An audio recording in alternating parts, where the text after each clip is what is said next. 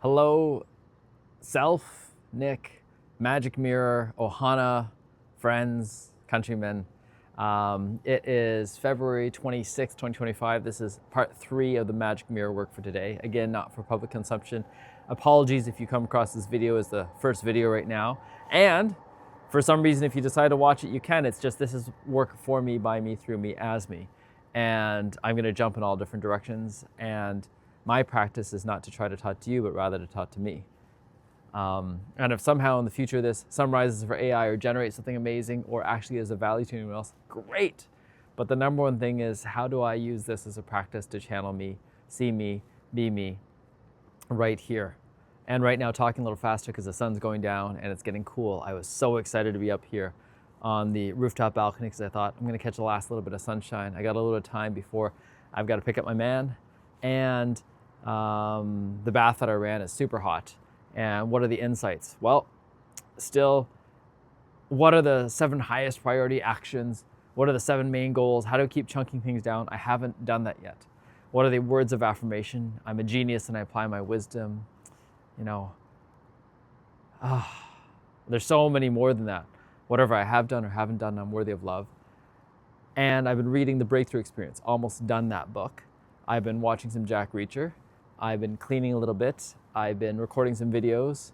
I have been taking care of some business and noticing what excites me. What are the inspiring things that I just do naturally? And then what are the things that I avoid? And reading about the story about the gentleman who cleaned up his whole life, cleaned up his room, cleaned up his practice, cleaned up the clutter, and recognizing that's part of me. That will be part of me. I want to say this coming week, but then there's a part of me that's like, oh, I don't want to do it. I resist it. And recognizing, how do I start elevating the traits, especially of my beloved, into things that apply to my own values. She loves a beautiful home, and I can live in some ways, absolute squalor, you'd think. And I imagining right now that we've been brought together because I would actually be thriving in a much more organized, clean home environment, and she's helping to bring that into reality. And she's already done it. Like, look at the changes that have happened. When we first met, there was grit in my bed. That the office and the desk were always messy. And now, one of my solutions around it is I keep moving offices. I keep changing location. Like, everything goes out of my backpack, really.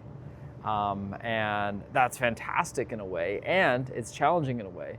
Because what is it that I put in my backpack? What's important to me? What do I carry with me? And can I actually let go of just about everything else?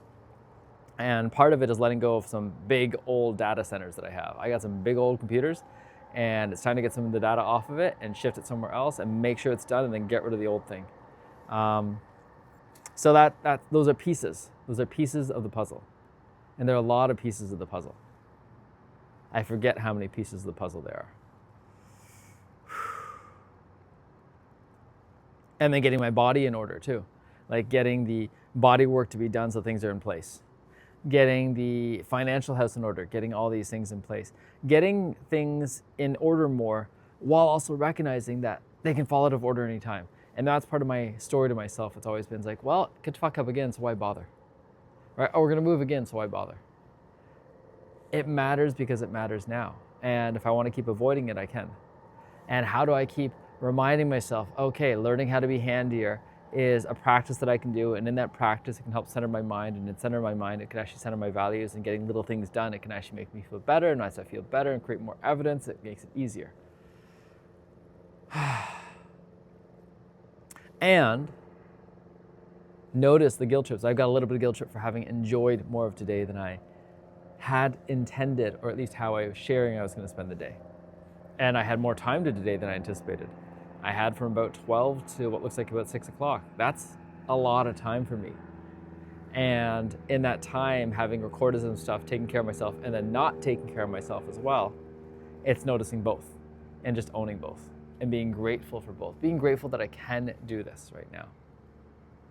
Over and over again, the gratitude piece and his whole practice, tilting your head up, tilting your eyes up, closing your eyelids, and then just remembering all the people to be grateful for. There's so many, whether it's in my old days of piano, of school, of gymnastics, of science projects, of Buffalo, of PEI, of going to university, of going to Japan, going to Camp Elphinstone, going to med school, going to residency, living with my best friend, working at Apple, working at Gilead Pharmaceuticals, being a life coach, traveling Southeast Asia, becoming a breathwork practitioner, working in so many different kind of medicine spaces, having different teachers, having different experiences, lots of worldly travels, going to Europe, going to Africa, going to Asia, North America, Australia, so 5 continents now already.